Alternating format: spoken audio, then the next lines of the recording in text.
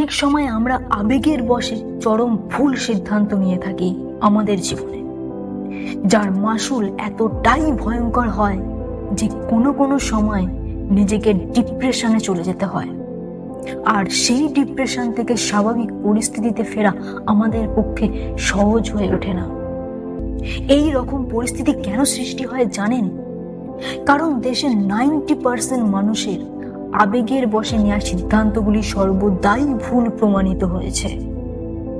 জীবনের সিদ্ধান্তই বলুন আর কাজই বলুন, আবেগকে সরিয়ে রেখে নিজের মস্তিষ্ককে ব্যবহার করুন।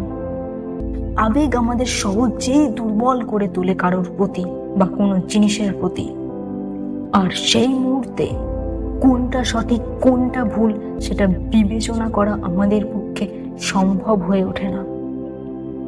তাই বন্ধু, আবেগ নয়, নিজের ব্রেন দিয়ে বিচার করুন কোনো জিনিসকে। নিজের মস্তিষ্ককে এতটাই তীক্ষ্ণ করুন যাতে সবার আগে কোনো কিছু নিয়ে ভাবনার সময় মস্তিষ্ক এগিয়ে আসে।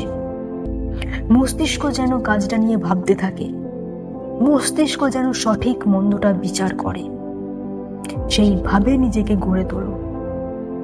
এর ফলে আপনার মস্তিষ্ক সর্বদাই সব জায়গায় সজাগ থাকবে, প্রখর থাকবে, যার ফলে আপনি আস্তে আস্তে আরো বেশি ইন্টেলিজেন্ট হয়ে উঠবেন।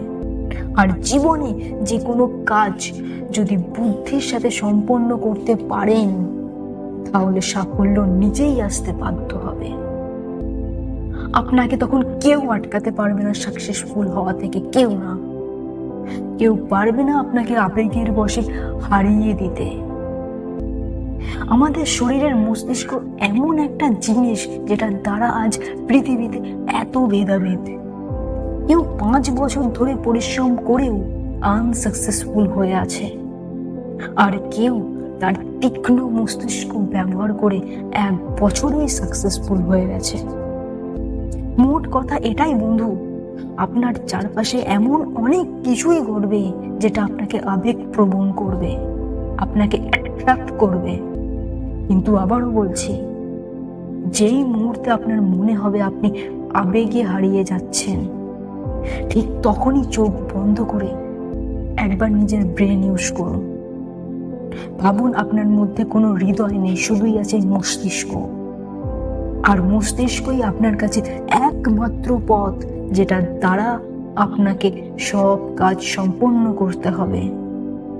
আর এইভাবে নিজেকে সাকসেসফুল করে তুলতে হবে। সো বন্ধুরা, ভিডিওটা আজকে এখানেই শেষ করছি। যদি ভিডিওটি ভালো লেগে থাকে তাহলে অবশ্যই ভিডিওটিকে একটি লাইক এবং বাকি বন্ধুদের সাথে শেয়ার করতে ভুলবে না। আবারও বলছি, চ্যানেলে যদি নতুন হয়ে থাকেন তো অবশ্যই চ্যানেলটিকে সাবস্ক্রাইব করে তবেই যাবেন। দেখা হচ্ছে এইরকমই একটি সুন্দর মোটিভেশন ভিডিওতে। ধন্যবাদ।